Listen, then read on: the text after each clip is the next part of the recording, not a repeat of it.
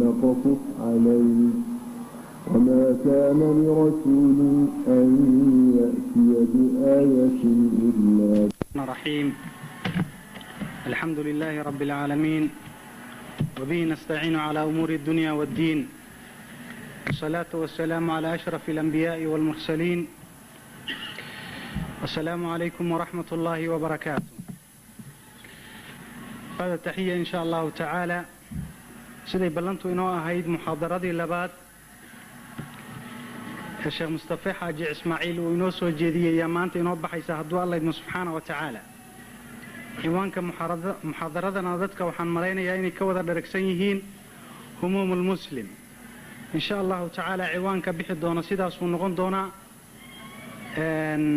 sheekhaan marka kusoo dhawaynaya hadduu alla idmo falyatafadal mashkuura.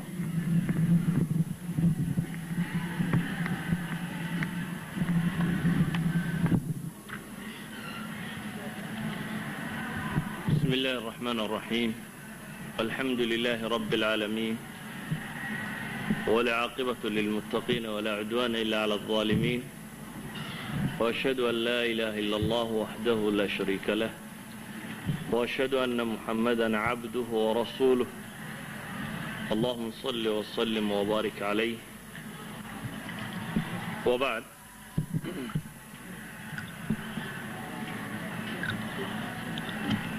waxaan isku dayayaa kelimaadkaynu maanta wax ka odhan doonaa inay ku saabsanaadaan mawduucaasi ah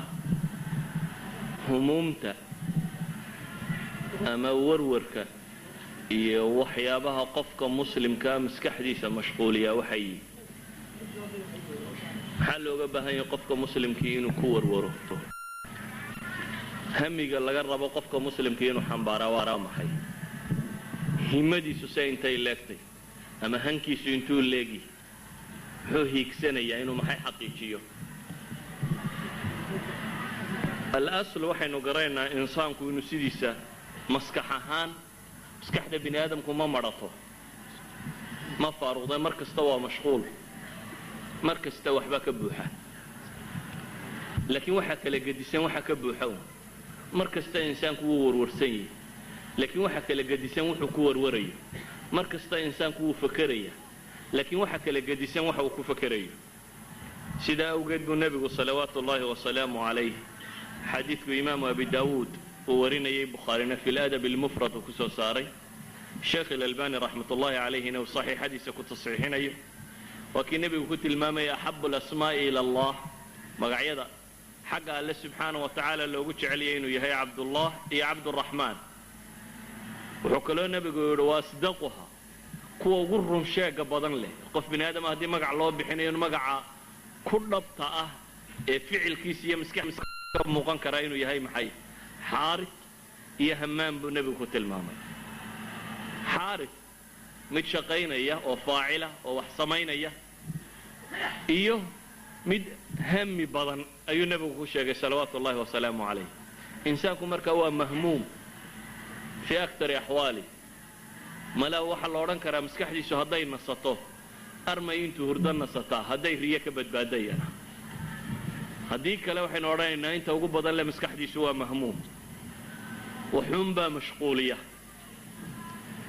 walidaalik baa waxaa laga sheegaaba nin soomaaliyeed ayaa waxaa la yidhi markuu soconayuu isla hadli jiray, waddooyinka keligii markuu marayo ayuu hadli jiray.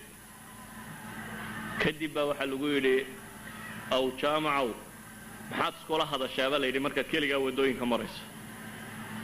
wuxuu ku jawaabay dadba waa isla wada hadlaaya, anigu waan ismaqashiyaa unbuu yidhi. waxaan idin dheer yacni nin wadda marayaan maskaxdiisa wax ka guuxayni ma jira buu leeyahy. qof walba wuxuunbaa madaxiisa ku jira, ee anigu waxa aan idin dheerahay buu leeyahy waan ismaqashiyaa un. intii maskaxda ka guuxaysay ayuu manaafkana raaciyaa buu leeyahy oo kaga hadlaa. idan al-insaanu bitabci halka haddaad marayso maskaxdaadu way guuxaysaa, waxuun baad mahmuum ku tahay, waxuun bay ka shaqaynaysaa. maray faadi tahay ama ay faaruq tahay ama ay madhan tahay waxay u badan tahay inaanu jirin. laakiin waxaa kala gedisan insaanka iyo hamigu xambaarsan yahay. intuu leegyahay hamiga aad xambaarsantahay, muxuuse ku saabsan yahay hamiga aad xambaarsantahay? taas baa wax badan isweydiin u baahan. hamiga aad xambaarsan tahay waxaa dhici karta inuu arday yahay oo imtixaan la warwarayo. waxaa dhici karta inaad doob tahay oo guur la warwaraysid waxaa dhici karta inaad reer haysato afartii carruur iyo islaanta biilkoodii ka warwaraysid waxaa dhici karta inaad nabad la'dahayo baqa la warwaraysid waxaa dhici karta yani waxyaaba badan baa nolosha ka suurtagala inuu noqdo waxa had iyo goor aad ka fakartaa waxa had iyo goor ku warwargeliya waxa si isweydiinta leh insaanka maxaa looga baahan yahay inuu noqdo hamiga ugu weyn oo xambaari kara humuumta badhwaa hami adduun badhna waa hami aakhiro hamiga adduun ma tiro koobmo waa tiro badan yahay humuumtaas qofka qadartiisa iyo qiimayntiisa waxaa in badan lagu xambaari karaa inay ku salaysantahay hamiga uu xambaarsan yahay intuu leegyahay walidalik ayuu nebigu salawaatu ullaahi wasalaamu calayh wuxuu ku tilmaamaya xadiidka ibnu maajah iyo axmedba fii bacdi riwaayaati uu warinayo sheekh alalbanina uu taxsiininayo man jacala alhumuuma hamman waaxida nebigu wuxuu leeyahay salawaatu ullaahi wasalaamu calayh man jacala alhumuuma hamman waaxida cidda ka yeesha hamigiisa oo dhan mid qura cidda ka yeesha hama almacaad hamiga macaadkiiyo aakhiro ku saabsan cidda ka yeesha buu nebigu leeyahay salawaatu ullaahi wasalaamu calayh kafaahu allahu hama dunyaa ilaahay baa kaga fillaada subxaanahu wa tacaala hamiga adduun oo dhan haddii hamiga ugu weyn isaga ama hamiga warwargelinaya hadduu noqdo ka aakhiro oo ay aakhira tahay waxa nusba caynayhi yaalla oo ay aakhira tahay waxa uu arkaya oo ay aakhira tahay waxa uu wax ku qiimaynaya oo ay aakhira tahay miisaanka dhabta ee uu wax saaraya yacni waxani muxuu aakhiro gooyaa waxaa laga yaabaa markaad shaqo tegaysa inaad ku qiimayso shaqada tani maxay goysaa mushahar waxaa laga yaabaa markaad tijaaro u baxaysa inaad ku qiimayso tijaarada tani maxay ribix soo saartaa laakiin qofka mu'minka ee dhabtii wuxuu wax ku qiimeeyaa waa maxay waa muxuu shayga kani aakhiro gooyaa qiimuhu alla agtiisa ka leeya waa intee shayga aakhiro qiimaha uu leeyahay rasmiga ah ayaa qiimayntiisa kama dambaynta ah walidalik buu nebigu wuxuu leeyahay salawaatu ullaahi wasalaamu calayh man jacala alhumuuma haman waaxida hama almacaad kafaahu allahu hama dunyaa waman tashacabat bihi alhumuumu fi axwaali dunya lam yubaali illaahu fii ayi awdiyatiha halak wuxuu nebigu leeyahay salawaatu ullaahi wasalaamu calayh ninka ay la tiro badatee la ballaadhato humuumtan adduun laagaheeda tirada badan leh kolba mid ku dhaca ilaahay uma aabba yeelo wadooyinka halaageeda wadooyinka ay leedahay adduunku tuu ku halaagsamayo dan lagama galo yacni dan lagama galo xadiiskan wuxuu nebigu tilmaamaya salawaatu ullaahi wasalaamu calayh hamiga ugu weyn ee laga rabo qofka muslimkii inuu xambaaraa nooca uu yahay amase inta uu leegyahay buu nebigu ku tilmaamaya qofka muslimkaa hamiga laga rabaa inta uu leekaan karo iyo qofka muslimka ee dhabta ahi waxa uu wax ku qiimaynayo noloshiisoo dhammaynaysay waxaan leenahay waxaa jira markaa waxa loo yaqaano alhami alakbar insaanka noloshiisoo dhan hal shayba xadida baa la yidhaahdaa waxa ka dambeeya oo dhammi taabic bay u yihin maalan culammada maanta wax baadhbaadhay culamaa'i nafsiga lagu tilmaamo waxay yidhahdaan hamiga koowaad baa insaanka saytareeya humuumta inta kale bay yidhahdaan isagay furuucu noqotaa waxaa laga yaabaa inay miaal amhila basiita haddaan idsiiyayna fahmi kartaan maalan hamigaagu hadduu yahay aakhiro ka soo qaad hamigaagu hadduu aakhiro yahay qiimaynta noloshaada waxa aad samaynayso o dhamm isagay furuuc ka noqonayaan macnaheedu maaha hami aakhire haddaad sidda inaad guursanaynin macnaheedu maaha inaad wax baranaynin macnaheedu maaha inaad xoogsanaynin laakiin waxa weeyaan kuwan oo dhammi waxay u yihiin iyaday furuucu yihin oo say furuuc ugu noqonayaan maalan hamigaagu waa aakhiro guriga aad degaysaa hadduu hamigaagu adduun yahay waxaad ku xisaabin lahayd maxay bimaqaayiisi dunya gurigu intuu ballaadh leeg yahay daaraddiisu intay leegtahay imise musqulood baa ku yaallaa xaggeeba waxaad ku qiimaynaysaa markaad adduun ku xisaabtamayso ama aakhiro markaad ku xisaabtamayso wuu ka gedisan yahay masaa'ilkaa kow waxaad ku xisaabtamaysaa intuu masaajid u jira ilaa waxaad tahay qof 5 salaadood laga rabo inuu masaajid yimaado maadaama 5 salaadood lagaa rabo inaad jamac la tukato waa inaad ku xisaabtantaa markaad degaanka samaynayso halkaa degi lahayd kow masaajid intuu u jira second to that waxaad ku xisaabtamaysaa jaarkiisu waa sidee ma dad aakhiro oo ilaahay u dhowba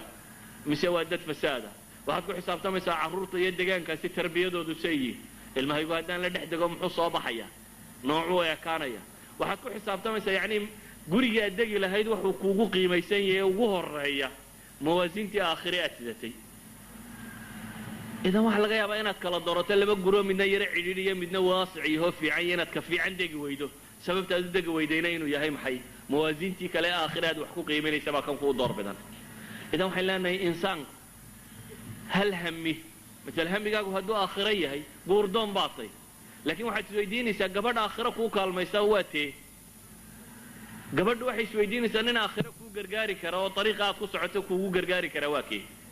walidalika uu nabigu salawaatu ullahi wasalaamu calayh fadfar bidaati diini taribat yadaak uu ku tilmaamayay ama ninka lagu tilmaamayay maxay caman tardawna diina wa khuluqa waxaan leenahay hamul akbar ayaa jira markaa nolosha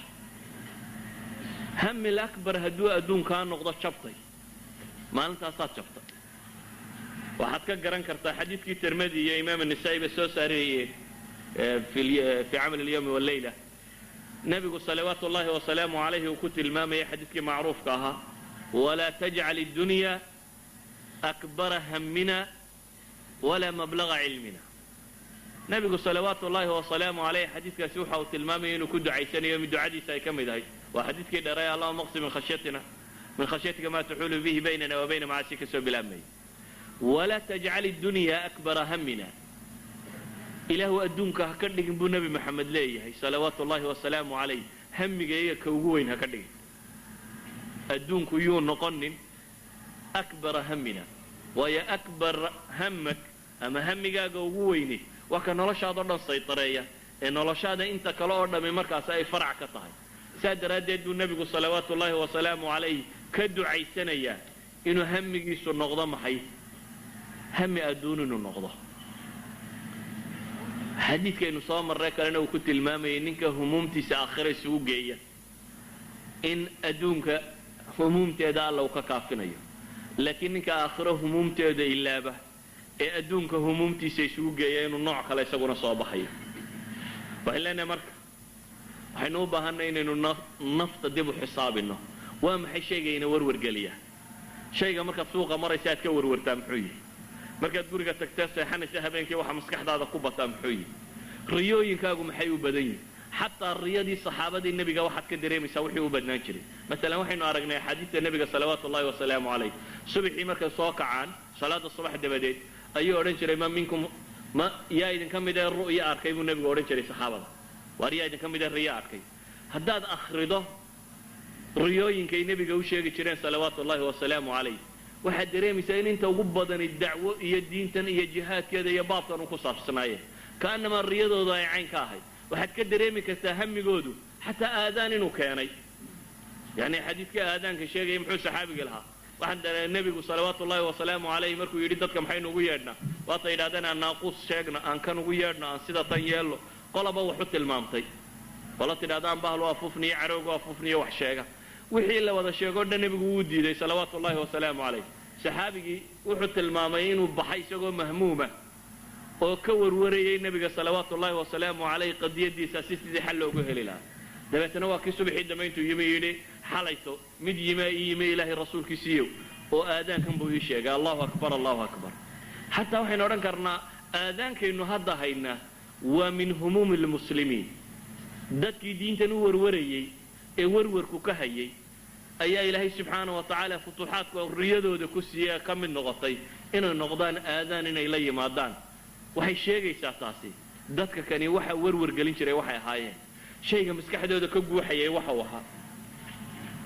haddaynu in yar milicsanno ambiyada iyo humuumta ay sideen horta hamigu qofku meel sar u gaadhsiiyaa niyadda saalixa iyo hamigaa wanaagsani waxaa kaaga filan axaadiistii ghaswatu tabuuk nebigu markuu ka soo noqday salawaatu ullahi wasalaamu calayh axaadiistii saxiixa ahayd ee soo aroortay ee uu sheegayay nebigu ina bilmadiinati qawma wuxuu nebigu yidhi ina bilmadiinati madiine waxaa jooga buu nebigu yidhi aqwaaman maa qatactum waadiyan walaa sirtum sayra إلا وهو معكم قالوا وهم بالمدينة مدينة waxaa joogay buu nabigu leeyahay salawaatu ullaahi wasalaamu calayhi duul aydan dooxa ka tallaabin oo aydan waadigoynin ilaa ayayna idinla socdeen mooyaane waxay dhahayn ma iyagoo madiine joogay wuxuu nabigu u sheegay salawaatu ullaahi wasalaamu calayh haa xabasahum alcudur riwaayaddii kalena xabasahum almarad ayay sheegaysa wuxuu sheegayaa dadka kani bihimmatihim niyo fiicnidoodii iyo warwarkoodii suuratu tawba watii ka warramaysa intay nebiga u yimaadeen markuu yidhi waxaan idinku xambaaramahayeena iyagoo ooyaya ay ka tegayeen iyagoo mahmuumiina iyagoo ka warwarayay maxay jihaadkaa uga hadheen laakiin wuxuu nebigu u tilmaamay biqadri himmatihim in ilaahay ku abaalmariyay subxaana wa tacaala humuumtoodii fiicnayd iyo warwarkoodii wanaagsanaa in ilaahay ku abaalmariyey ou nebigu leeyahy meel maydan goynin ama kamaydan tallaabin ilaa iyo maciinay ahaayeen xabasahum alcudur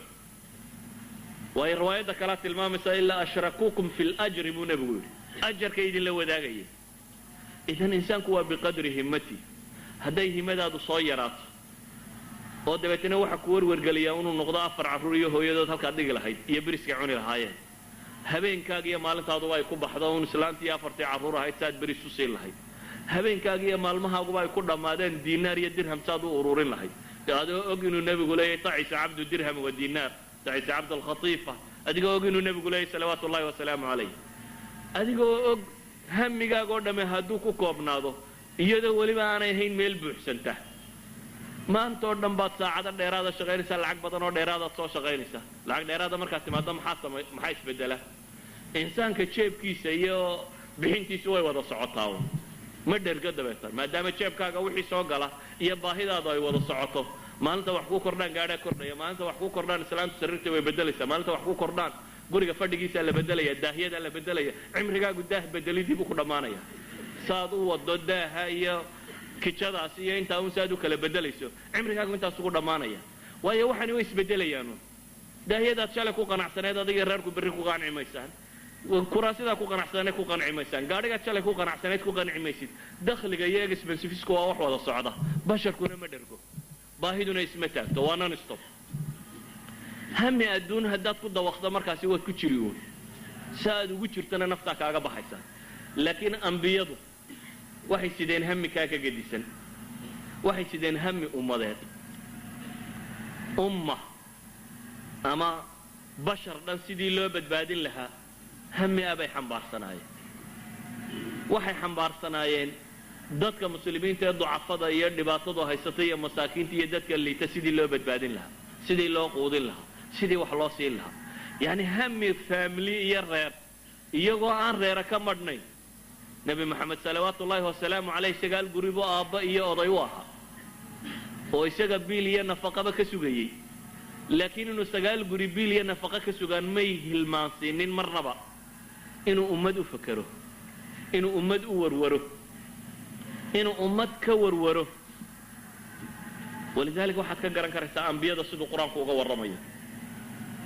dacwaadkooda siday ugu warwarayeen iyadoo nebiyullaahi nuux ku tilmaamayo uma innii dacawtuhum jihaara uma innii aclantu lahum waasrartu lahum israara isagoo tilmaamaya qaala rabbi innii dacawtu qawmii laylan wanahaara ilaahayow tolkay waxaan u yeedhayay maxay habeen iyo maalin zamanku intuu ka kooban yahay waa habeenka iyo maalinta wuxuu tilmaamayaa wakhtiga dhammaantii inuu ku bixiyey dacwo waxa uu kaloo sheegayaa wasaa'ilka bini aadamku uu adeegsan karo oo dhanna inuu adeegsaday kor ula hadal hoos ugu dhig lafaq nooc walba uma innii dacawtuhum jihaara uma innii aclantu lahum waasrartu lahum israara waa wasaa'il dacwa waxa allaaliya wixii wasaa'il mumkin ahaan lahaa iyo uu sheegi lahaa inuu ku bixiyey waxaa qur-aanku sheegayaa 950 sannadood inuu u taagnaa un shaqadaasi 950 sannadood qof bini aadama oo hal shaqo u taagan inuu fuliyo oo aan marnaba ka daalin oo ka noogin hami ah buu siday ummaddan siduu naar uga badbaadiyo waxaa kaaga filan nabiyullaahi moxamed in ilaahay qur-aanku tilmaamayo lacallaka baaqicun nafsaka an laa yakunuu mu'miniin fii suurati shucaraa فلعلك باخع نفسك على آثارهم إن لم يؤمنوا بهذا الحديث أسفا في سورة الكهف ولا تحزن عليهم ولا تك في ضيق مما يمكرون في سورة النحل قد نعلم إنه لا يحزنك الذي يقولون فإنهم لا يكذبونك ولكن الظالمين بآيات الله يجحدون في سورة الأنعام. ولا تحزن عليهم ولا تك في ضيق مما يمكرون في سورة النمل. فلا تذهب نفسك عليهم حسرات إن الله عليم بما يصنعون في سورة فاطر. يعني واحد dareemaysaa waxaasoo suurada qur-aanka ka mid ah oo mid kasta nabiga ilaahay subxaanahu wa tacaala tilmaamaya inaanu naftiisa halaagin, sida uu mahmuumka ugu ahaa ummaddan inuu naar ka badbaadiyo. bale ilaahay qur-aanka uu ku tilmaamayo laqad jaa'akum rasuulun min anfusikum casiizun calayhi maa canidtum xariisun calaykum bilmu'miniina ra'uufu raxiim. ilaahay uu leeyahay nebi ay dhibayso dhibtiinnu, idinka in dhib idin soo gaadho ayuu isagu la taahayaa. isagu wuxuu taahayaa markaa maxay? idinka dhib idin soo gaadho. waxaad ka garan kartaa ummaddan siduu uga warwarayay inuu islaaxiyo. xadiidkii saxiixu muslimka ku yaallay ee xadiidulqudsiga ahaa cabdillaahi ibni camar ibn alcaas xadiidkii sheegayay in nebigu salawaatu ullaahi wasalaamu calayh inuu akhriyey ducadii nebi ibraahim iyo ducadii nebiyullaahi ciisa ee aayaadka qur-aanka ku soo aroray faman tabicanii fainahu minii waman casaanii fainaka gafuurun raxiim iyo in tucadibhum fainahum cibaaduk wain takfir lahum fainaka anta alcasiizu alxakiim. labada nebi ee tol dadkoodii sidan ugu naxariisanayay markuu xasuustay buu nebigu ooyey salawaatu ullaahi wasalaamu calayh. waa habeen wuxuu ooyayaa nebigu. muxuu la ooyayaa ku ooyaya? allaahumma ummatii buu la ooyayaa. wuxuu xadiidku tilmaamayay in ilaahay jibriil soo diray isagoo og wuxuu nebi maxamed ka ooyayo oo la yidhi soo weydii jibriilow nebi maxamed maxaa kaa oohinaya dheh. jibriil baa u yimi nebiyullaahi moxamed salawaatu ullaahi wasalaamu calayh. xadiisku saxiixu muslimku ku yaalla. markuu jibriil u yimi ee uu nebiga weydiiyey maxaa ka oohinaya ee uu sheegay buu noqday. jibriil waa u warramay alla subxaanahu wa tacaala. ilaahay wuxuu ku yidhi idhab ilaa muxammadin faqul lah ina allaha yaquulu lak inaa sanurdiika fii ummatik walaa nasu'uk. waxaad ku tidhaahdaa baa ilaahay yidhi subxaanahu wa tacaala nebi maxamed ku noqo ummadaada waa kaa raalli gelinaynaa kugumana xumaynayna baa ilaahay leeyahy walasawfa yucطiika rabbuka fatardaa. maxay tilmaamaysaa inuu nebigu salawaatu ullaahi wasalaamu calayh habeen saq dhexe uu ooyo isagoo la ilmaynaya allaahumma ummatii allaahumma ummatii. wuxuu sidaa hami ummadeed. naf keliya kama warwaraya, ummad dhan buu ka warwaraya. ummad dhan buu u arkayaa kii naarta galaa inuu yahay mid ka fakaday. ummad dhan buu u arkayaa guntiga siduu wada qaban lahaa ee naaru uga ilaalin lahaa ayuu u fakerayaa. taas buu u takhtiitinayay. hamigiisu intuu leekaa waxaad ka garan kartaa. caaisha ridwaan ullaahi calayh ayaa waxay leedahay xadiidkii bukhaari siduu sheegaya iyo muslimba ilaahay rasuulkiisiiyo bay tidhi hal ataa calayka yawmun kana ashad min yawmi uxud. tolkaa maalinkaaga dhib badan leh maalintii uxud miyay ku soo martay? ghaswatu uxud dhibtii kugu dhacday maalinkaaga xoog badan leh miyay ku soo martay bay ku tidhi. wuxuu nebigu yidhi salawaatu ullaahi wasalaamu calayh tolkaa waxaan kala kulmay wixii aan kala kulmay. maalmihii iigu daraana waxaa ka mida buu leeyahay maalmihii maka inta layga saaray aan dabeetana daa'if qabtay ee ninkii la odhan jiray ibnu cabdiyaaleyl ibnu cabdilkulaal iyo kooxdiisii aan u tegey ee dacwadii intaan u sheegay cidi waxba iga dhegaysan weyday ee dabeetana haddana dhagaxa lagu soo saaray carruurta iyo sufahaa'ul qowm duulkii liitay lagu diray ee lasoo dhagxamiyey lasoo saaray. xadiidkaasi waxaa ka mida uu nebigu leeyahy fanطalaqtu wa ana mahmuumun calaa wajhi buu yidhi. waan dhaqaaqay buu nebigu yidhi salawaatu ullaahi wasalaamu calayh anigoo wada hamiya ayuun baan iska socday buu leeyahy. xagguu nebigu ku socday? muu garanayn meeluu ku socday. sidaa awgeed buu nebigu leeyahy falama astafiq ilaa wa ana biqarni tacaalib. maan miiraabin buu nebigu yidhi ilaa iyo markaan marayay mooyaane qarnu tacaalib. qarnu tacaalib waa xaggee? waa qarni lmanaazil. waa halkan laga soo xidho xajka. miiqaatyada miiqaad ka mida weeyaan meelaha xajka laga soo xidho. wuxuu saxaabigaas wuxuu nebigu salawaatu ullaahi wasalaamu calayh tilmaamayaa siduu uga warwarsanaa. muxuu ka warwarayaa? inay reer makana naar dooranayaan, reer daa'ifna naar dooranayaan, isna uu naar uga digayo ayuu ka warwarsan yihi. waan dhaqaaqay buu leeyahy anigoo aan waxba garanaynin manaan baraarugin buu leeyahy ilaa iyo markaan marayay qarnu thacaalib ayaan gartay buu leeyahy meeshaan maraya markaasaan iskala gartay buu nebigu tilmaamaya salawaatu ullaahi wasalaamu calayh. isagoo caynkaasi ah ayaa ilaahay laba malag u soo diray sida xadiidka saxiixayn ku yaalla tilmaamayo jibriil iyo malakuljibaal. waxaa la yidhi jibriil baa wuxuu sheegay in malakuljibaal la socdo ilaahayna uu soo amray wuxuu nebi maxamed ku yidhaahdo salawaatu ullahi wasalaamu calayh yaal oo fuli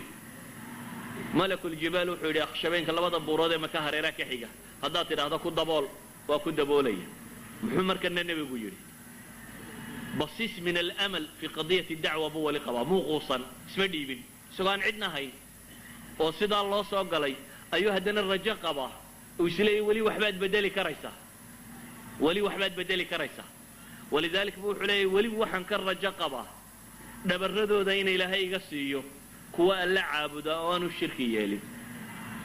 yani wuxuu nebigu rajaynayaa weli in ilaahay subxaanaه wa tacaala uu dhabarradooda ka siiya bal arju an yukhrija allahu min aslaabihim man yacbud allaha waxdah laa yushriku bihi shay'a hamiguu nebigu xambaarsanaa kaas buu ahaa waxaan leenahay waa qadiyo u baahan inuu hami ummadeed hami dacweed hami diineed uu qofka mu'minkii sido bale waxaad garan kartaa naftu markay ka sii baxaysay dardaaranadii ugu dambaysay uu ummadda ku lahaa xoolahaygii sidaa u qaybiya ama waxa ka yeela ama xoolaha sidaa u gala ma odhanin asalaa asalaa wamaa malakat aymaanukum waxyaabuu nebigu ka dardaarmaya bay ahayd war waraaq la kaalay aan idiin qoro waxaydan aniga dabaday lumin inay lumaan buu kasii dardaarmayay oo u lahaa kaalay aan wax idiin qoreen waxaa muuqata baynu leenahay hamiguu nebigu siday salawaatu ullaahi wasalaamu calayh nooca u ahaa waxaan leenahay waxaa la mid ah ambiyadii ambiyadii dabadda joogtay ambiyadii xabsiyada lagu riday qur-aanku wuxuu inooga warramayaa nebiyada ka mid oo xabsi la xabsiyey nebiga markii la xabsiyey maxbuuska maxaa ugu badanee caqligiisa ka soo noqnoqda soo yaa meesha kaa sii daaya un maaha laakiin nebiyullaahi yuusuf marnaba isagoo qadiyadda maxaabistu aaminsan tahay ee meesha suu uga bixi lahaa isba farriintu soo diray ee ka mid ahayd haddana waxaad dareemaysaa humuumta uu xambaarsanaa waxa kow ka ahaa oo ahaa inuu dacwo jeediyo nimankii u yimi yidhi waa riyoonee riyada noo sharax muxuu ku yidhi yaa saaxibayi sajn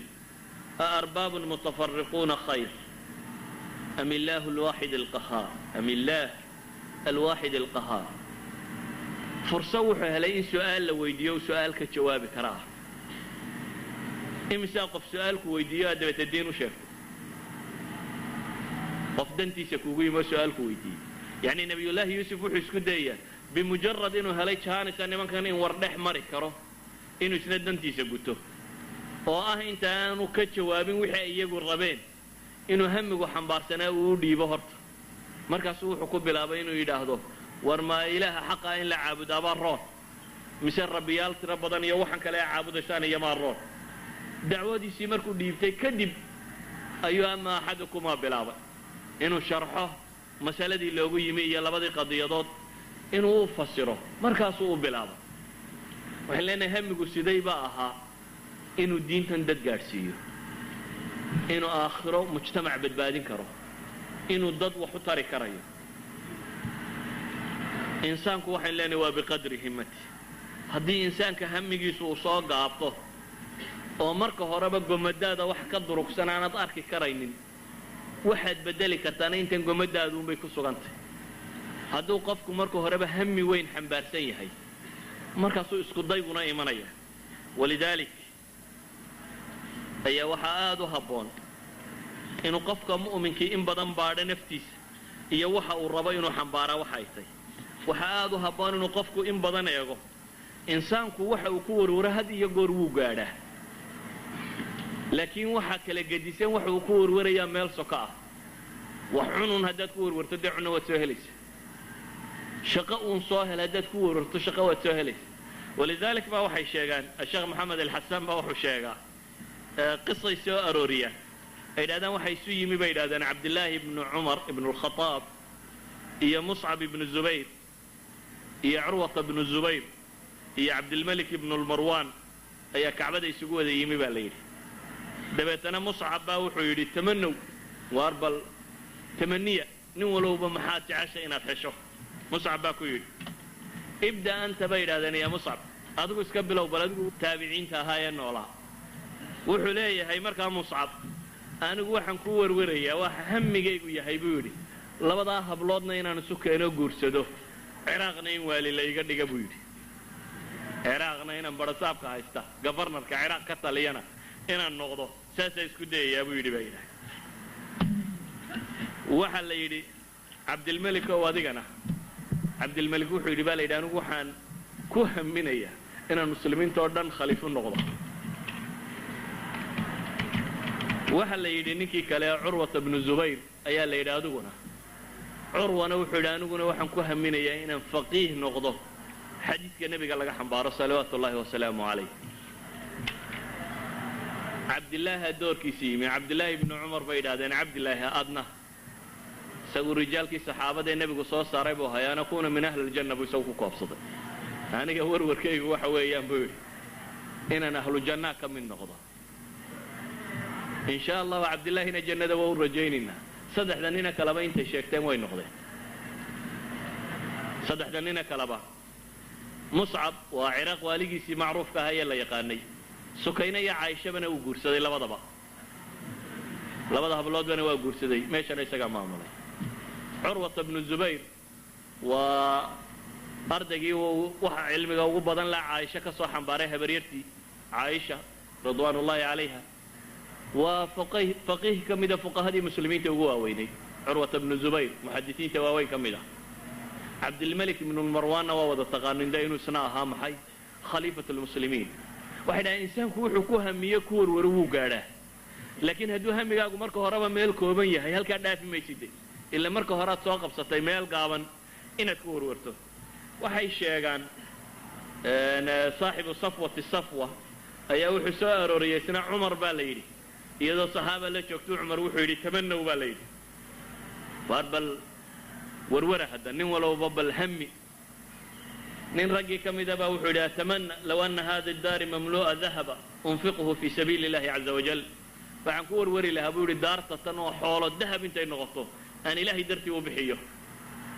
cumar baa ku celiyo wuxuu yidhi baa la yidhi mar labaad tamanow nin kala u baxayo wuxuu yidhi atamana low annaha mamlu'a lu'lu'an wa zubarjadan wa jawharan unfiqhu fii sabiili illah nawciyaadkeedii buu sii tira badiyay markii hore dahab quru sheegtay haatanna in nawciyaad kale oo macaadinta qaaligiia inay buuxdo oo aan ilaahay dartii u bixiya buu yidhi tamanow buu ka dayn waayey cumar markii dambe waxay ku yidhaaheen maa nadri maa naquulu ya amiira almu'miniin waxaanu dhaahna garan mayno wuxuu ku yidhi anigu waxaan ku warwari lahaa low anna haadihi daara mamlu'atun rijaala mila abi cubaydata bnu ljaraax anigu waxaan ku warwari lahaa buu leeyahy yaa daartan rag abu cubaydo midhana iga buuxiya rag baa wax bedela bacd allahi subxaana wa tacaala mabaadi' xambaarsan iyo diin cumar wuxuu leeyahy aniga hamigaygu waxa weeyaan inaan helo rijaal u dhigma maxay abu cubayda ah wuxuu tilmaamaya inuu caalamka ka soo hoyan lahaa hadda abu cubayde oo kala haysto walidalik bu wuxuu leeyahy anigu waa hamigaygu waxa weeyaan inaan helo rijaal mila abu cubayda ah ikhwatii fi lcaqiida waxaan leenahay insaanku waa biqadri himmati walidalik waa bukhaari waa kii soo aroorinayayba inuu cumar laga wariyo inuu yidhaahdo inii la ujahisu jayshi wa ana fi salaa ciidankayga waxaan diyaarin jiray xataa anigoo salaada ku jira insaanku waa biqadri himmati waa inta uu ku warwarayaa inta ay leeg tahay haddii hamigaagu uu soo koobto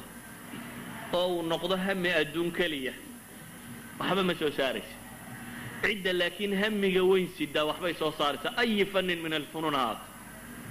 maanta waxaynu in badan akhrinaa kitaab la yidhaahdo kitaab albukhaariy yaa akhriyay siiradii imaam albukhaariy imaam dahabi fi siyar alaclaam waxa uu ka warramayaa maalan imaam albukhaariy moxamed alwaraaq buu ka soo naqlinaya moxamed alwaraaq waa aqraantiisii waa bukhaari raggii ay wada socdeen ay wax wada dhigan jireen moxamed alwaraaq wuxuu leeyahay waxaan arki jiray kuntu araahu yaquum fii laylatin waaxida 15 mara ilaa 20 mara fii kulli dalika ya'hudu alqadaaxa fayuri naara wuxuu leeyahay waxaan arki jiray habeenadii isagoo habeenkii 15 jeer ilaa 20 jeer habeen kasta toosa oo faynusta u shita oo wax qora qiyaas qof habeenkii 15 goor kacayo faynus shidaya yani hamigaasi wuxuu dhalay maxay saxiix albukhaari dhalay inuu ninkani habeen kasta 20 jeer ama tooso ama 15 jeer tooso oo hamigaasi uu xambaarsan yahay inuu axaadiista nabiyullaahi muxamed salawaatullaahi wasalaamu calayh xaadiistiisiyo saafiya inuu ummadda gaadhsiin karo oo uu qabashka iyo khashinka ka reebi karo ayuu ku warwarayay warwarkiisina wuu gaadhay yacni wuxuu toosaba 15 jeer ama 20 jeer uu tooso wuu ka midho dheliyey oo way soo baxday waxaan leenahay insaanku waa biqadri hami haddii hamigaagu uu adduun ku soo koobnaado oo uu aad u koobnaado ama hamigaagu uu naftan iyo meeshii la dhigi lahaa unuu noqdo waxaan ka cabsi qabaa inaynu gallo markaasi kuwii ilahay lahaa wa طaa'ifatun qad ahammathum anfusuhum ثم أنزل عليكم من بعد الغم أمنة نعاسا يغشى طائفة منكم وطائفة قد أهمتهم أنفسهم يظنون بالله غير الحق ظن الجاهلية يقولون هل لنا من الأمر من شيء طائفة إلهي وحكسي في قد أهمتهم أنفسهم وكوح نفتودون يورور قليسيبا إلهي لي ومن صفات المنافقين كمركي لتلمامي كوح وحا ورور كهيابا ويهاي نفتنوا siday ula baxsan lahaayeen meel labada say u dhigi lahaayeen waxay cunto say ugu raadin lahaayeen naftanuuna ku kooban waxaan leenahay waxaynu u baahannahay in dadka mu'miniinta ay koraan oo qofku waa biqadri hamihi iyo hami xoogganaynu xambaarno oo hadday humuumteennu dhaafi kari weydo xaas iyo carruur iyo biilkood hadday dhaafi kari weydo war insaan hami weyn sidaa wax badan buu bedeli karaa walow kaana طifla inan yarna ha ahaadee ma rumaysantiin inuu inan yari dawlad dhan badbaadin karo ama mujtamac dhan uu dabagediyi karo waa xaqiiqa jirta waayo nebi maxamed baa ka warramay salawaatu ullaahi wasalaamu calayh xadiidka wada akhridaan ee saxiixa riyaadka aynu inta badan ku dhigno saaxirkii iyo ghulaamkii xadiisku muxuu sheegayey saaxir inuu jiray nin boqora oo sixiroolayaal lahaa oo sixiroolihii ka gaboobay oo dabeetana markuu ka gaboobay sixiroolihii uu taliyey oo uu yidhi maxay waa geeriyoonayaa cidaan fanniga kuu baro sixirku wax dee meel kale ka yimaado maaha oo xoogaa la isku duduwoo la barto waa fanni cid waliba baran karto si xadiidkaba ka cad laakiin waa fanni dadka ahlu naarku bartaan ma aha fanni dadka ahlu jannay bartaan waa fanni ahlu naarku cilmiyaday bartaan buu ka mid yahay saaxirka kan wuxuu sheegay boqorkii inuu ka geeriyoonayo waana xaqiiqo jirta maamulladu aan ilaahay toos ugu xidhnaynin maamul aan sixiroolo lahayni ma jiro xataa kuwa maanta jooga waxaa laga yaabaa inay idinku istiraadaan afrikiya meelahan waa loogu sheekeeya dunidaasi way horu marto dayaxay xisaabiyaan iyo halkan oo waxbay waa fooxlayaasha ugu waaweyn dunida guri aanu joogin ma jiro kacadna ku dhaho bal ee doorasho kuma galaan ilaa iyo sixiroolayaasha ay faaliyaan bal ee waxaan ku odhan karaa xisbi ma jiro xisaabta oo in dunida la yaqaana ilaa faaliyaashiisu leeyahay laakiin waana nudum la barto iyo wax la oo shaytaannimo ku salaysan cid kasta oo qaybka aan wax ka ogayn allana aan ku kalsoonin qaybku baqu ku haya insaanku waxa aanu ogaynin madowga markaad gasho ma baqataa maxaad uga baqataa waxay idhahdeen majhuulka shayga ahay sidiisu mukhiif u yahay qofku waxa aanu garanayn wuu ka baqaa waxa aanad garanayn waxaad tajribo u baratay ee aad la noolaatay hadhow ka cabsan maysa laakiin wax kastoo kugu cusub nolosha adigoo baqbaqayo aan dhiiranayn baad tegaysaa wax kastoo nolosha kugu cusub qaybku waa mukhiif waayo waa waxaanu qofku si uu galo wuxuu uga ogaada aanu garanaynin ilaahay baana xidhayoo cid kale wax ku ogaan kartaa ma jirto waxyu samaa wuxuu ka sheega mooyaane idan insaanku wuxuu isku dayayaa bal ayi ariiqin in la maro ariiq kalena lama hayo dee fooxisada mooyaane ariiq kaloo qayb wax lagaga sheegaa ma jiro uuna habar ama oday wuxuu doonaya ha noqdee qoladaas tidhahdaa ama dayax baanu akhrinay ama saacabka dadkaanu akhrinay ama turub baanu dhigdhignay ama faraanu dhulka ku mudnay wuxuu doonaya ha sheegee cid tidhaahda wax baanu ka soo akhrinaa kuwa unbaa jira marka dadka liito oo dhammi gaal iyo muslimba isku darinta liidataa qoladaa way u tagtaa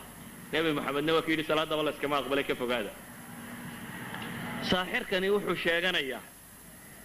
anigu waan gaboobay dee aqoontiina anaa kuu haye inan yaroo laqino fatina keenso aqoon badan wiil yaroo aqoon badan baa loo soo qabto wiilka yar waxbar baa la yidhi xadiidku nebigu salawaatu ullaahi wasalaamu caleyh wuxuu sheegaya wiilkan yari saaxirka inuu tago ka soo noqdo jidka dhexa buu ka helay nin wadaad oo meel iskaga cibaadaysta waa la yaro fadhiisto ninkiina kelmadiisa xaqa ahayd buu isaga sheegay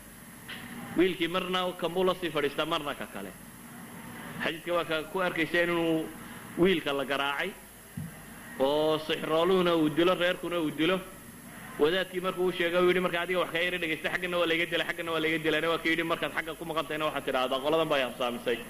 xagga kale markaad jirtana waxaad tidhahdaa qolada kale ayaa i habsaamisay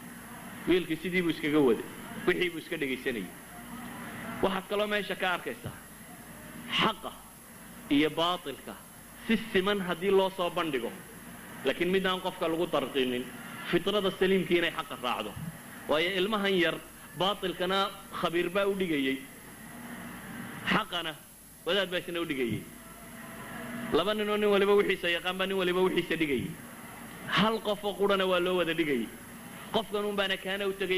tegayey laakiin fitrada saliimka waxaad arkaysaa xaggu u janjeedhay ilmahan yari maalintii dambea daabadi ku soo baxday dadkii waddada ka jartay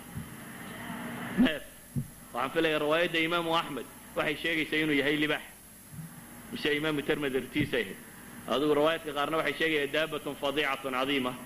qaar baa ku tilmaamaya inuu asad ahaa calaa kulli xaal xayawaankaa muftariskee weyn baa waddadii goostay uu soo maray wiilkii dadkii iyo tuban waddadii iyo go-an oo bahal fadhiyo wuxuu yidhi maantaan tijaabinaya bal labadii ninkii xaqa sheegayay wuxuu u qaatay dhagaxiisii dabeetana wuu ku tuuraya laakiin ilaahay buu baryaya wuxuu leeya ilahu agtaada haddii wadaadkaasi wuxuu sheegaya lagaga jacayl badan yahay sixiroole wuxuu sheegayo u fiirsa wuxuu horraysiinaya wadaadka waxaad arkaysaa inuu xagga wadaadka u janjeero xagga xaqa inuu janjeero waayo ma laha sixiroole arrinkiisa tajribe ma lehe wadaadkaa kiisa hubi buu leeyahy inuu kiisu sax yahay wuxuu yidhi ilahu haddii kaa wadaadka lagaga jecelaya agtaada arrinka sixiroolaha maanta gacantayda bahalkaa ku dil dabeetana waa ku tuuray biisinkuu qabta uu ku kiciyey ilaahay waa ku dilay dadkii wiilkii yaraa waxaa la yidhi mid yaroo karaamo badan baaba meesha ka soo baxay oo waa la dabagalay wiilkii yaraa sheekhii wuu u sheego wuxuu yidhi caynkan baa dhacday saasaan sameeyey maanta waddadiiba intay xidhantay oo bahalkaasi goostay sheekadii buu u warramay wadaadkii wuxuu yidhi warniyow nin maanta laga bilaabo nin iga fadli badan baan kuu malaynaya inaad tahay laakiin dadka fiican waa la itixaamaa buu leeyahy waa la itixaamaaye marka lagu itixaamanayo aniguun haysoo sheegi buu ku yidhi wiilkii yaraa marka lagu itixaamo waa la is-ibtilaynayaa bacda alibtilaaga ay soo tilmaamay wiilkii sidii isagoo iskaga wada ayuu noqday qof mustajaabu dacwa ah dadka ilaahay u barya oo akmaha mid aan indhaba ku dhalan mid barasay ku dhacday ilaahay intuu u barya indhuhu u baxaan oo saasuu noqday maalintii dambaa boqorkii nin la joogay indhabeelay oo xaashiyada ka mid ah waxaa la yidhi wiil yar baa jiro dadku hadday u tagaan indhuhu ay biririx yidhaahdaan waxaa soo qaaday ninkii haadiyaadkii tirada badnaa wiilkiibuu u keenay wuxuu yidhi wiilo waxaan doonaya inaad caafimaad siiso wiilku wuxuu ku yidhi anigu dadka ma caafimaad siiyo ilaahay baa caafimaad siiya innaga malaagka in yaruun isku tuhmaa dee dadka inuu ku harowsadaa buu ugu horraysiin lahaa inuu wuxuu baadho karayo baadho laakiin wiilkani wuxuu leeyahay anugu cidna ma caafimaad siiyo ilaahay baa caafimaad siiya waa mida kale wuxuu isku dayayaa jaaniskan inuu isna ka faa'iidaysto hantidaada hayse buu leeyahay yacni qofka ahlu dacwo ahi dadka jeebkooda waxa ku jira uma muuqdee dadka quluubtooda u muuqata haddaad u fakerto un dadkan jeebkooda sidaad u baadhan lahayd fa anta taajir yacni farsamadaas waad ku fiicantay ila taajirku wuxuunbuu u fakeraya un dadka xoolaas uga urursan lahaa xaggiisa ay u qaban lahaayeen laakiin qofka ahlu dacwi wuxuu u fakeraa dadkan quluubtooda si u ururin lahaa saa dadkan qalbigooda u heli kari lahayd marka wuxuu yidhi hantidaadan oo dhan iska hayso adigaa ku ag taalla ee hal mida yeel ilaahay rumee anna ilaahay baan kuu baryaa indhaa kuu bixinaye tawxiidka wuu u saxayaa in ilaahay wax bixiyo wuu u sheegay wuxuu kaloo u sheegayaa maxay inuu ilaahay rumeeyo wuxuu kaloo u sheegayaa isna inuu ilaahay baryi doono subxaana wa tacaala tamar kale uu leeyahy inaanay jirin ee waxa uu haystaa inay tahay un baryo qura mujarad anna ilaahay baan baryayaa buu leeyay subxaana wa tacala isagaa indhaa kuu bixi ninkii ilaahay buu rumeeyey wiilkii yaraana alla uu baryey indhihii baa ilaahay u bixiyey dabeetana waa kii boqorka ku noqday boqorkii baa yidhi yaa indhaa kuu bixiyey rabbigay buu yidhi awalaka rabbun hayri buu yidhi oo ma midaan aniga ahaynoo kuu rabbiyaa jira dunida dee mar kasta rag baa rabbiya ka sheegta caalamku intii la soo joogay mar kasta qolunba ku qooqanay dabeetana wuxuu yidhi ma midaan aniga ahaynoo rabbiya baa jira adiga iyo anigaba rabbaynu wada leenahay buu ku yidhi waa kii ninkii la garaacay wuxuu sheegay wiilkii yaraa wiilkii baa la soo qabto waa la garaacay wuxuu sheegay maxay wadaadkii saddexdiiba waa la keenay wadaadka buu yidhi isaga god u qoda oo madaxa miishaar ka mariya wadaadkii god inta loo qodaa madaxa miishaar laga qoray diinta ma ka noqonaysaa may labaa loo kala riday qof bini aadamo inta halka laga miishaareeyey laba dhinac laga dhigay waa ka baxday wadaadkii ninkii boqorka ag joogay baa la yidhi aadna ma ka noqonaysaa may buu yidhi isna labaa loo kala riday wiilka yar weli lexajaclu ka qabaa waayo dee cilmigiisi wax kale isagunba haya kan diintana isagaa haya kii sixir rooluhu dee uu ka tegeyna isagunbaa haya markaa ma jecla inuu markiiba dilo ee wuxuu rabaa bal sidii kale wax loo farsamayn karo ciidan buu ku daray wuxuu yidhi kaxeeya buurta dulgeeya waxaad tidhaahdaan waa masaafada da intaad ku jirto waa wakti lagu siiyey inaad sii fikirto bal inna inaad waxan ka noqon kartid buurta intaad dulgeysaan ma ka noqonaysaa dhe mise waa kaa tuuraa buurtii baa la geeyey waxaa la yidhi ma ka noqonaysaa waxaanaad haysato mise waa kaa tuuraa waa kii ilaahay baryey yidhi allahuma kfaniihim ilaahu igaga filow sharkooda ilaahay baa kaga filaado buurtii intay gelgelanuma intay askar tahay daadato wiilkii yaraa hadda jaanis buu haystaa sow maaha jaanis baxsasho miyaanu haysanin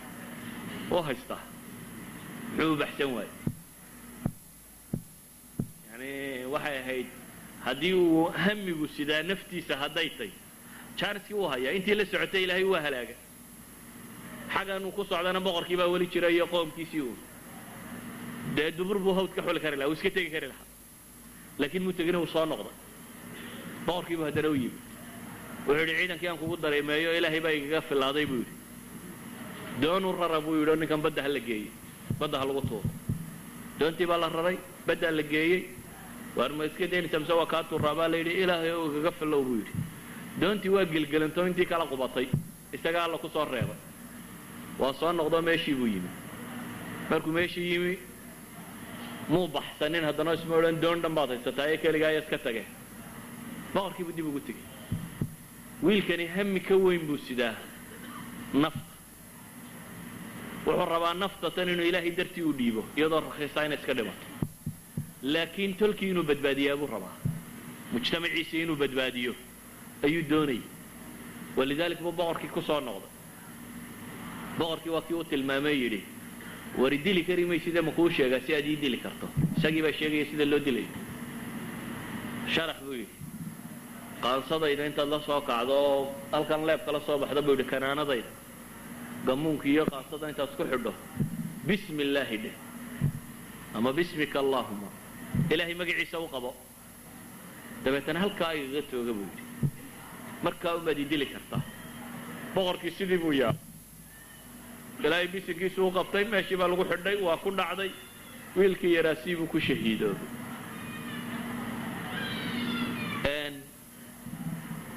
waxaa ka dhacday markaa saa xadiidkaa ku wada barateen dadkii oo dhan baa islaamay boqorku muxuu ka cararayay wiilkan iyo wadaadkii hore iyo ninkiiba maxaa loo dilay inaanay rumaynin rabbi isaga kayrkiiya laakiin hadda farsamadii wiilku maxay keentay mujtamac dhami inay rumeeyaan ma odhan karnaa wiil baa hamigu xambaaray ummad badbaadiyey marka wiil baa hamigu xambaaray muu ahayn inuu nafta la baxsado ama inuu meel kala geeyo hamigu siday waxay ahayd bulshada tan siday u islaami lahayd walow isaguna ha dhintee hamigaasa buu xambaarsanaa inuu iimaankan iyo dacwaddan isku dayo inuu dad gaadhsiiyo wuu gaadhsiiyey iyadoo weliba dadkiina aanay wax badan ka dambaynin xadiidku soomuu sheegaynin ninkii intuu godad u qoday inuu yidhi dab ku shida oo ku gura wixii diida oo qur-aanbadee kuma soo degin ka warramaya wasamaa'i daati alburuuj walyawmi almawcuud washaahidin wamashhuud qutila asxaabu اlukduud annaari daati alwaquud id hum calayha qucuud وهم على ما يفعلون بالمؤمنين شهود وما نقموا منهم إلا أن يؤمنوا بالله العزيز الحميد. فهلنا ويل كان وحو حنبار سنة همي إنه أمض حرية. إذا وحلنا مجتمع وحير هذا همي حنبار سنايه. مجتمعات كنا وحى صغيري أبناء السحوة وحير هذا همي حنبار سنايه. ولو همي الدين تتن مجتمع وحنبار لها. وحنو ماليني ملاين تبلي سلام لما قاعدين. هدي dadkani hami weyn oo xambaarsanaan lahaa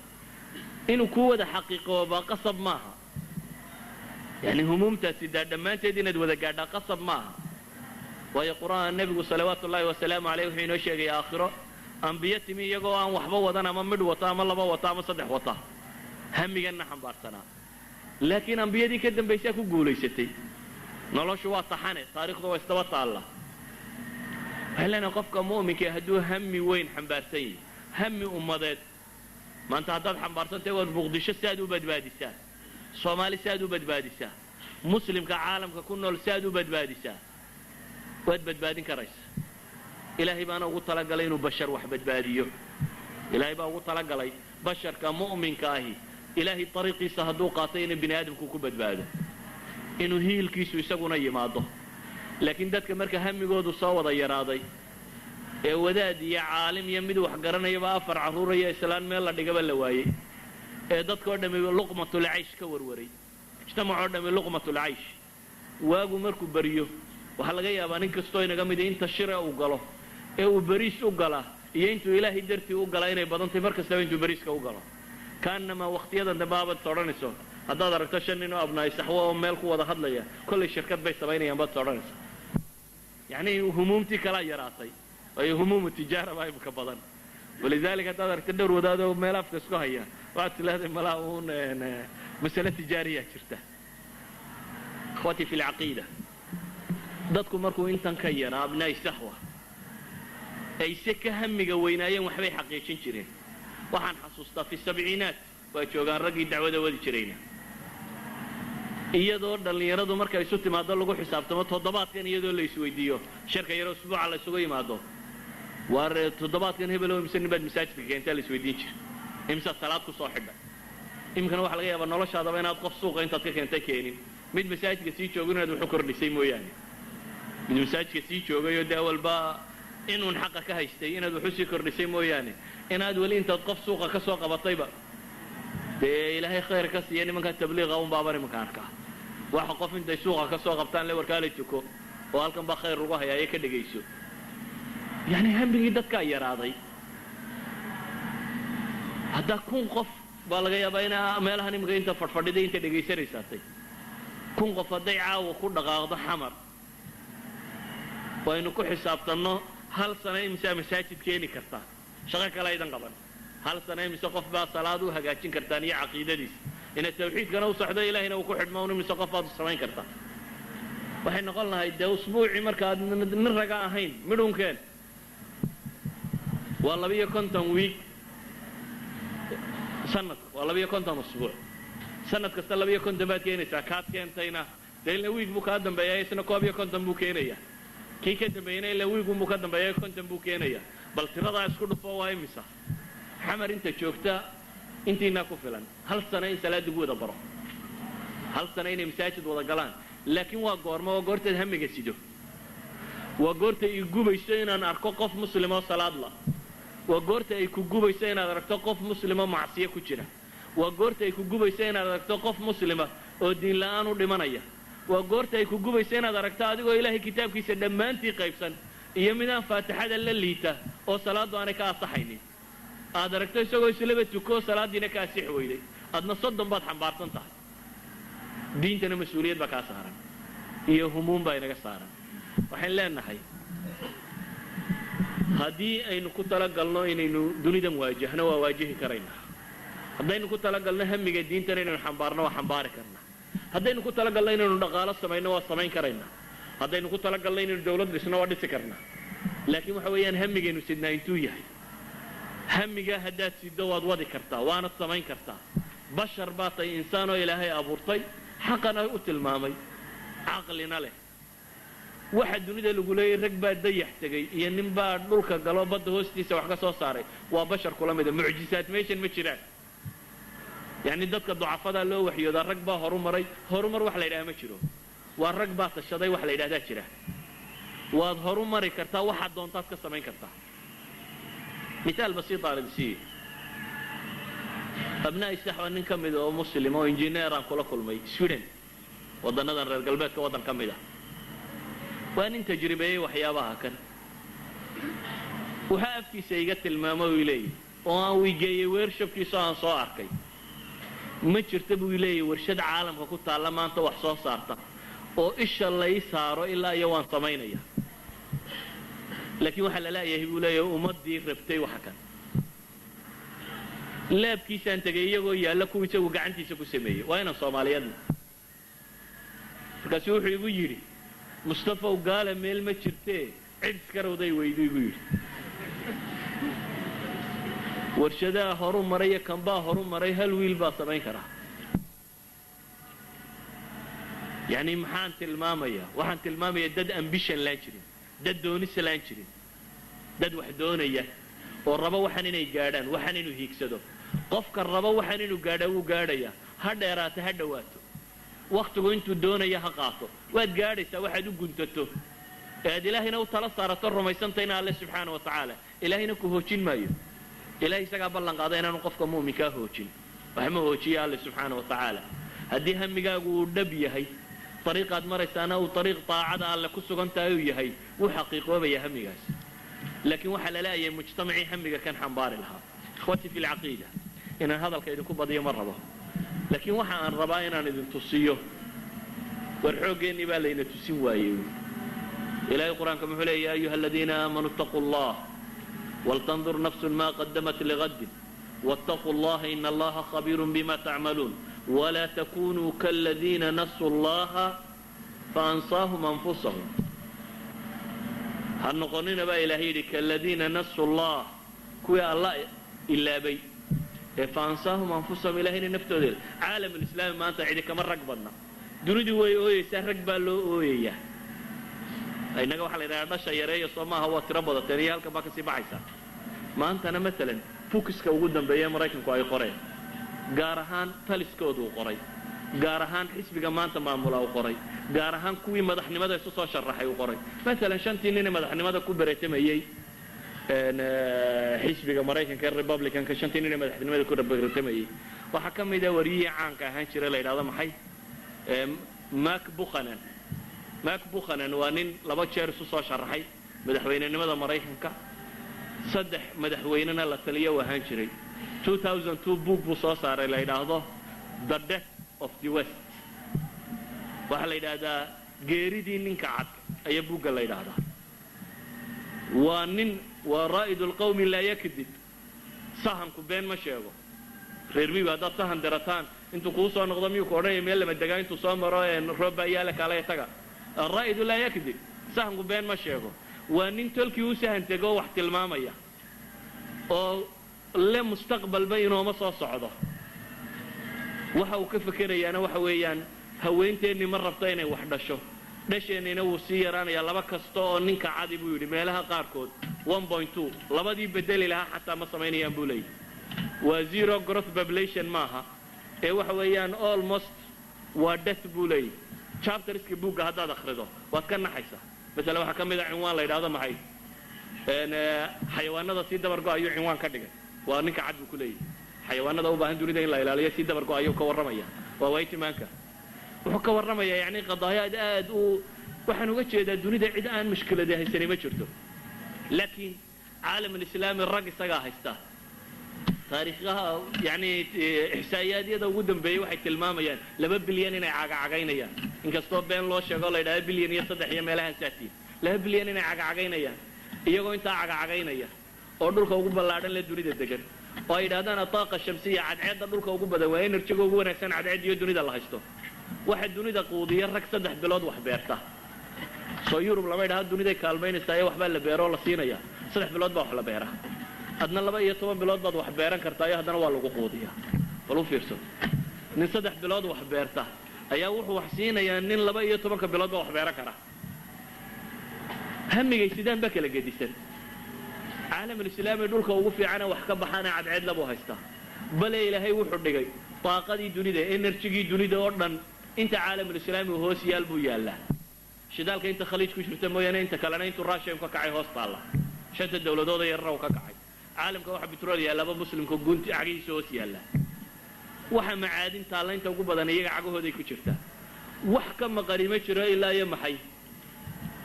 caqligaa laga degay toodiina way ka tageen tu kalena ma haystaan waxay leenahay haddaynu humuum xambaarno al-umma alislaamiya siday maanta tay way iska beddelaysa hami haddii la xambaaraa uma baahni hami kale oo dhaqaale iyo baab kale waxaan u baahnay in ilaahay kitaabkiisaasun qudha la qaato in ilaahay diintiisaasi dadka muslimiinta qof wal oo kastoo muslimna inuu isku dayo kitaabkan in mas-uuliyadi ka saaranta kitaabkan qur'aanka ah iyo sunnada nebiga salawaatu ullaahi wasalaamu calayhi in mas-uuliyadi ka saarantay kelmaddaan idinkaga tegaya waxa weeyaan waar hamigan xambaara dunida waa beddeli karaysaan dunida idinkaa usaatida u ah laakiin ustaad aan ogaynba ka warran haddii maanta aad halkaa marto ood quraarada yar hesho maxay kuula quraarada intay laagta oo waxaan qiimo lahayn soo maaha haddii kuwan wax baadhbaadho intaad mid u geyso caynkaa idhaa wuxuu idhaahdo al diamond baad sidataa qurarda xaggaad dhigaysaa kristalkii yaraa ee aad hadeeris lahayd waxa weeyaan waa quraarad hadday ku idhaahaan waa diamond oo intaasoo milyan oo dollar bay ayay sidataa waxaad garan waayi lahayd halkaad u hoyn lahayd war caawa tanuna halkaad ka dhigtaan bal waagaasi intuu baryayay meelaad dhigi lahayd maad garateen ka warran ninka waxyu samaa sidii aan ogaynba waxyu samaa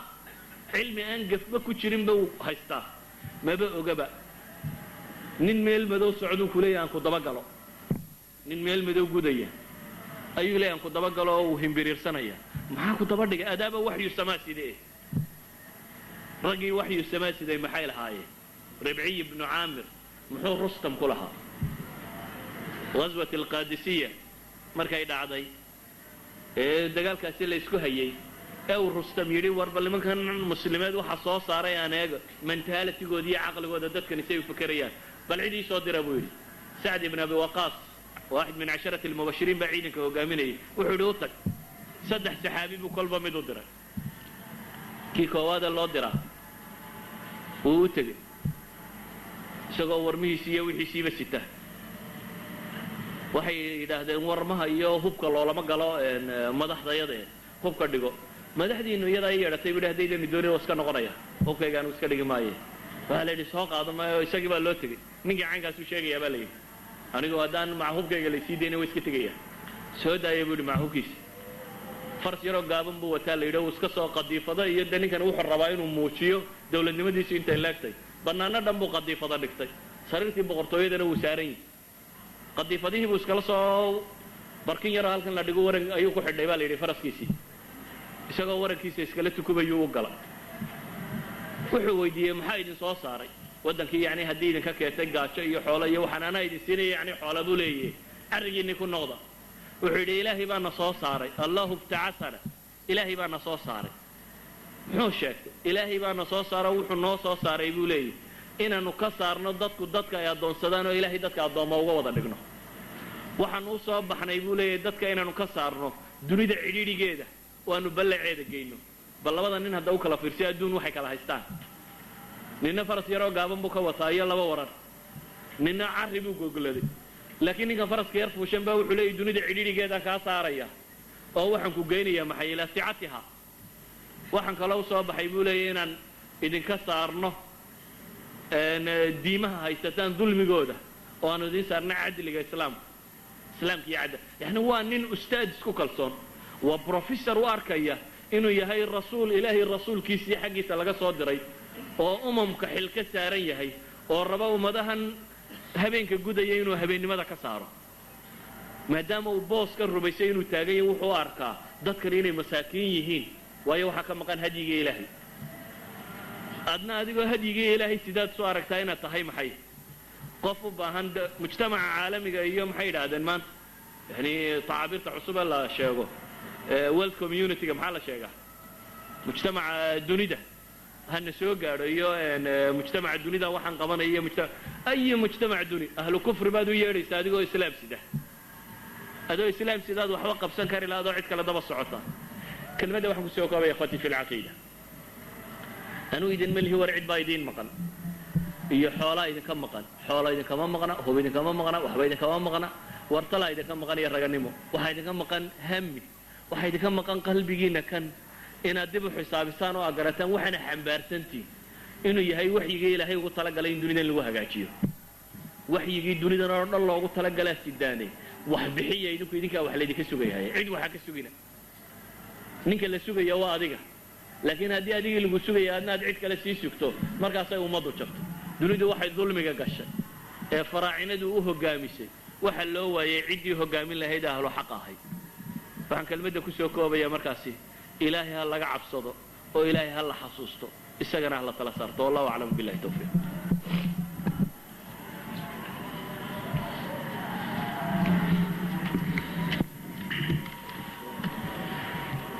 جزاه الله خير الجزاء شيخ مصطفى إلهي سبحانه وتعالى كعب المريو محاضرة قيمك هيدي إنوسو جديي السلاد وبدنيهن قيب بدن وكمدنا موافق سنة موضوعة وحان واحد بدن ركيزينا كوا موضوعة وافق سنة هدو إلهي ما وقتنا ويريا لكن انتانا السلاد وقلين كهر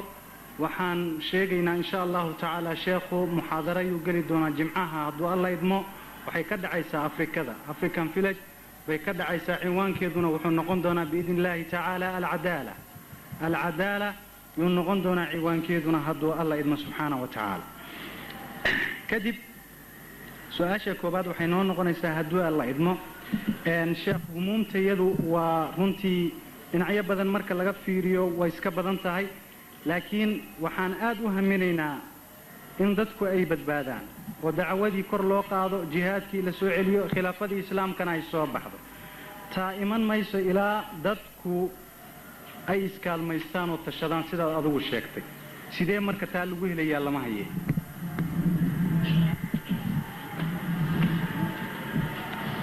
bismi illahi raxmaan raxiim asalku waxa weeyaan haddii la helo dad ahlu tawxiida waxa ka dambeeya o dhan waa la helaya haddii dad xambaarsan diintan oo u xambaaraya siday u xambaari jireen kuwii nebi moxamed salawaatu ullaahi wasalaamu calayh kala kulmay yacni mas-uuliyad diimeed waxay dareemi jireen markay laa ilaaha illa allah muxamedun rasuulullah yidhaahdaa ragaan maalin wax ka badan nebiga la joogin ayaa qabaa'il dhan keenay hal maalina intuu nebigu waxu sheegay ka tegey ayaa qabaa'il dhan keenay waxaan ku talinaya waxa weeyaan waxba ha degdegin cimrigaagan yare koobanna waxbaa ku xisaabtame laakiin wax qabad ku xisaabtan adigu haddii aad habeenkaaga iyo maalintaada sidii alla ugu talagalay u bixiso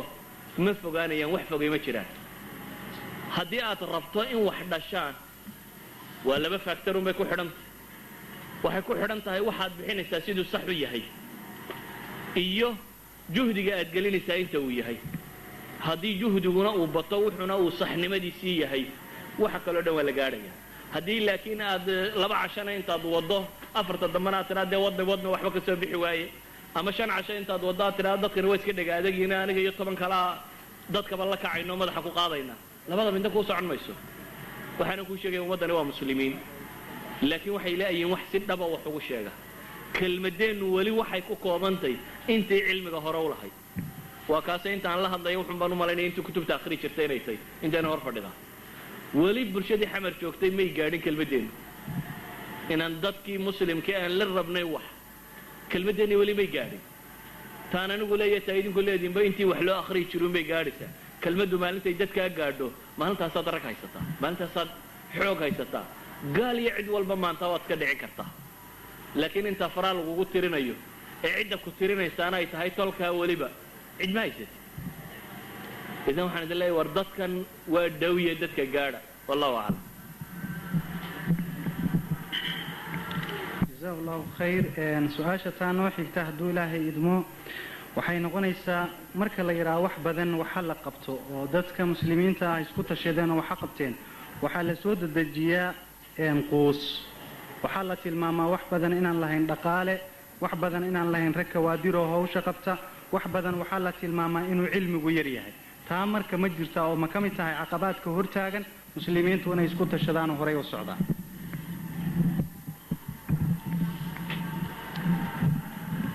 marka aan nimaadno horumarka xataa mawaasiinta bashariga markaan nimaadno waxay yidhahdaan hantida ummadi leedahay gebigeedba waa 3 shay bay yidhahdaan hantida ummadi ay haysataa waxay yidhahdaan waa dhulkeeda iyo dadkeeda iyo waqtigeeda saddexdaas sida la isu falgeliyo ayaa horumarka wax la yidhahdaan ku saabsan bay yidhahdaan ma jiro wax la yidhaahdo dhaqaale oo siisa u yimaadeen dhaqaalaha rag baa sameeya ninkii rag haystaa dhaqaale wuu haystaa ma dhagaysanaya nin baa rag haysto aan dhaqaale haysan waa hadalaan jirin ninkii rag hayla dhaqaale wuu helaa waa dhaqaale rag baa sameeya haddaad dhaqaale weyday waxaan rumaysanayaa inaad rag laaday weli ninka wax walba dhaqaale kaga xidhan yihiin waa nin rag waayey haddaad se rag haysato dhaqaale waad haysataa waxaan taa u tilmaamayaa muhiimadda koowaad maaha dhaqaalaha muhiimadda koowaad waa basharka waa bini aadamka nebi maxamed iyo saxaabadii la noolay iyagoo aan waxba haysan oo gaajoonaya oo baahida maanta idin hayse ka badantay oo hantida haysataan ka yartay oo wax waliba ka yari war maanta niman maalintii mar wax cunini ma jira saxaabada saynteeba maalintii mar wax cuni jirtay niman mar wax cunini miidu ku jira 24 saacadood hal wajbaan la qeyn saxaabada bal dib ugu noqo taariikhdooda imisa heli jirtay maalin kasta inuu wajba cuno waxaad sawirtaa ciidamo dhan oo waxari raashin u noqotay waxar ama ciidamo dhan oo lafa timireed muudmuudsaday laf timireed u haysta biyaha dambe inuu ku muudmuudsado waxaad sawirtaa nabiyullaahi maxamed oo beerka laba dhagax ku xidhan aduu weligeed beerka laba dhagax ku xidhan dahay odhanin markaa dhaqaale la waayo dhaqaale lama waayo rag baa la laayay dii wax la qaban waayo waxaan rumaysnay rag baa la laayay dhaqaale lama waayo anigu maanta taraka hesha dhaqaale wada haysataa baan ku leeyahay wallahu a'lam جزاه الله خير إن شاء الله تعالى وحن كسو كوبانينا هدو الله يدمو أرين حوغو مهم نولا موقتي ولا لها نين كميدا ياسوق بيه وحوير الشيخ وحان رباين أن يورب هذا أنيقي عرور تيدا محاد يقول لترين لهي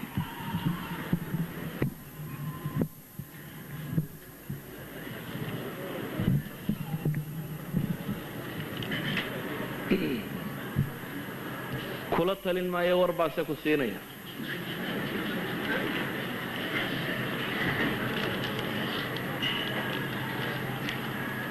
يوروب waa meel markii hore Soomaalidu ay dhaqaale u dooratay saddex ay weeyday dhaqaale wax ka hele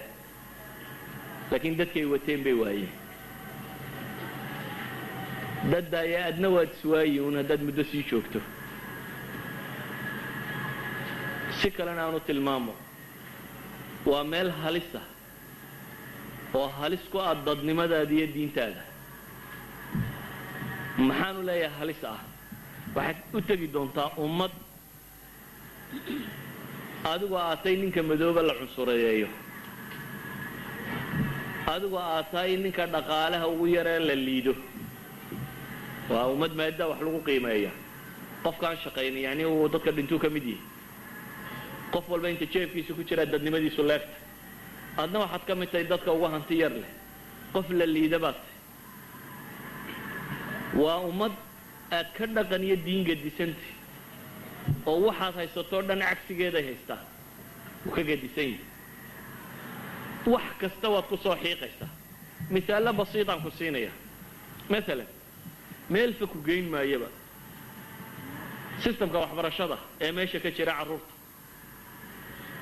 wuxuu doona ha ahaado qaab uu salaysan yahay qaabkaasi waxa weeyaan macalinka iyo gurigu inay isku xidhan yihiin ardaygu wuxuu soo meesha lagu soo dhigay in guriga loogu sii hagaajinayo gurigu hadduu hagaajin kari waayo in la qoro inuu غayru mas'uul yahay ilmuhu inuu xaq u leeyahay markaa cid kale oo toosisay inuu helo ilmaha inta aad meel kale ba idin isku waayeen iskuulka caawin kari weydaad ku waayi kartaa waa koow soo dhaaftaa macallinku iskuulka wuxuu yeedhaa waxa laga yaabaa toddobaadkiiba ama bishiiba in hal shir oo ilmahaga lagu yeedho laakiin noloshu waxay u salaysantahay meesha taalla qofku ama ilmaba ma dhalin ama hal mid buu dhalay reerka ugu badanina laba uu dhalay labada qof ee dhalaybana waxba yaqaaneen oo ugu yaraan dugsi dhexe ka baxeen labaduba way caawin karaan labadubana shirka way tegi karaan labadubana afka way fahmi karaan adigu 6 baad wadataa bishii marka lagu yiraahdo 6 goorna shirka iskuulka kaale 6 goorna dhakhtarka gee 12 ka 4 baad shari doontaa iyagu de marna islaanta tagaysa marna odayga tagaya waana laba midh u xuba adiguna 6 baad haysataa 6 jeerna halka lagaaga yeedhaya de hadaad shaqeynaysa iyo wixii kalena xagga way ka sugayaan ma awoodid waad ku qasbantay inaad qaar jarto ma awoodid barina wax lagu qorayo waa غير مسؤول waayo ilmihiisa wax barashadiisa loogu yeedhay la leeyahay kaale lagala hadla uu iman waayay yani wax simple adiga aan kulaba weyneyn ayaad ku waayi kartaa ilmahaaga waxaan uga jeedaa marka waa nolol waa Yurub ninka horta tagaya waa nin ku talagalay inuu dagaal galo laakiin dagaal haddana aad hub lahayn ka waran haddaad tidhaah waan gelaya nolol dhan oo dhankay u socoto mooyaane adiguna aad rabta inaad dhanka kale u socotaaba tegaysa ilmuhu ma xuma soomaalidu ilmaha xumaada ilmihii baa caynka lama xumo ilmuhu ma xuma dadkaa xun waa ilmuhu muxuu xun yihi asliyan ba nebigu muxuu ku tilmaamayay tarbiyada iyo xaggay ka qalloocata ma ilmaha xun ma mujtamaca xun xadiiska nebigu wuxuu tilmaamayay inuu ilmuhu toosan yahay kullu mawluudin yuuladu maxay cala alfitra xag xumuhu ka yimaada faabawaahu yuhawidaani aw yumajjasaani idan mujtamaca iyo environmentka dabadda deegaanku wuxuu ilmaha kaga imbows karaynaya kusaa ayaa xuma iyo sabamid u noqda ilmuhu markaa fitradiisii buu iska wataa laakiin heeriye ka weyn baa la saaraya oo waxaanu iska celin karayn baa la saaraya ilmahaagii baad iskuulka u diraysa waxaad leedahay aniga ilmahaygu masar yar buu xidhanaya inantaadii yaray iskuulkii markay tagtay waxa laga yaabaa inay keligeed madowdo marka horeba waa la xaqiraya tan yare madoowe habaarqabtadan yare carruurta soo dhex gashay dadkoo dhan wuu xaqiraya ilmaha carruura xaqiraya cid walba carruurta yaryar intaan macallimada la gaadhin baa mobbing ku samaynaysa carruurta yaryar baa dacayadeynaysa iblaayo madaxan yar ay qarsanayso injil bay ku wadataa uskag bay ku sidataa bay leeyihiin waa midh yaroo dee 6 jiroo kaloo leeg ilmahaagii yaraaba isagoo cadho baktiyuu ku imanaya yuu ka cadhaysay 10 yaraayo la dhiganayay iyaga xamanaya iyaga caay aabba wax naga daabu ku leeyahay meeshii baanu joogi kari weynay ama intuu qaato ayuu markuu meesha galay intuu la laabtaa hoosta gashanaya waayo waxa ka horeeyo ogi adna waxaad leeyahay waad xidhnaanaysaa waana dhex fadhiyaysa iskama celin karayo bale macallimada odhanaysa waa gaalad kaloo doonaysa inay ku istihdaado macallimada odhanaysa tablaaye masarka waxaad iyagoor xidhan tahay uskag bay ku qarsataa markaasaa yarar kalena dhex lagu qoslaya taadi yareedoo baktidaa imanaysa wax ku leedahay anuu ama iskuul dambe tegi maayo ama masarkaad iga deyni labada mid iskuul hadday tidhaahdo tegi maayo dee dawladdaa ku qabsanayso ood ku qasbanta basarkiina hadday qaadato wixii baa ka horeeya yani waxaan uga jeedaa ilmihii inta la lumiyaa baa laleeyahay war ha lumi inta la lumiyo ayaa laleeyahay ha lumi waxaan uga jeedaa war suuraddana haysataan maaha yani dadku waxay isleeyihin war maanoo caqligaygalaa laygu odhanayaa diinta ka bax ka bix maayo carruurteedana ana u sheegay inay diinta ka baxay cidina ku odhanay mise ka bax laakiin waxaad kaga baxdaa baa lagu tusaya cidina ku odhan mayso ka bax laakiin duruufta meesha taalla iyo bii'ada tani qaabkay u salaysantahay iyo qaabka loogu talagalay in lagula dagaalamo ayaa qaabka bax ilmuhu iskuulku u imanaya weligii waxaad haysataa wuxun yahay lagu odhan maayo laakiin maalin kasta su'aal litashkiika baa lasoo weydiinaya maxaa gacantiina dabada ugu maydhaanee u istijootaan basu'aal iskaga tegaya ilmaha yar su'aashan way ku noqonaysa uu qaar buu ka jawaabay maxaad 5 jeer maalintii fooda u dhigtaan su'aal baa la weydiinayaa bas laakiin su'aashu waa su'aal khabiisnimo ay ka dambayso maaha su'aal cilmi iyo waxaan looga jeedo waa ilmahan in la tashwiishiyo ilmihii caalimaha wax walba ka jawaabi karaya maalin walbana su'aal baa hortaagan maalin walbana su'aaluun caqiidadiisa iyo wixii uu haystay ku saabsan baa agtaagan isna difaaci kari maayo aakhirka inuu isdhiibo bay noqonaysaa macallinkani tii kale isagaa falsafadaynayo sharxaya dee waaxid khabiir baa halkan joogaa ahlu kufriya oo loo soo tarengareeyey inuu baatilka sharxo oo dabeetana balballaadhinayo oo adigaaga weyn isku dayaya inuu kuu tusiyo inay tahay xuquuqul bini aadamka iyo wax toosan ilmahaagina tiisiina ma sharxi karo aabbaa iyo hooyada wadaana inta badanna ma sharxi karaan xataa hadday caqiida ahaan u haysteen waxaa laga yaabaa cilmiyan inaanay dhaadhicin karin walow wadaadna ha ahaadee waayo wadaad ma jiro wax kasta si fiican u wada garanaya nin waliba de waxoogaa mid 40ka bowsaday iyo mid bukhaariga inta hore ka dhigtay waxoogaa baynu wada bowsanay laakiin nin si fiican wax ugu raasakho wax iska celin karaya الراسخون في العلم هم بدأوا يحكوا دعين كره هذه وحويا الراسخنا وكهور تاجني في الكفر وما لك السؤال كوله تاجن أدنى وحاجة في عنو قرين ميس oo maalin kasta su'aal litashkiikaba ayaa hortaada taagan oo ilmahaagii la weydiinaya kan la weydiinaya adiga kugu soo baxaysaa cinkan marka waxaan uga jeedaa anu waan ku warramaya waxaan ku leeyahay meesha tani waa uun haddii markii hore alla kaa badbaadiyo aanad hore u tegin ahlu naarka lalama guure hala guuri asalaamu calaykum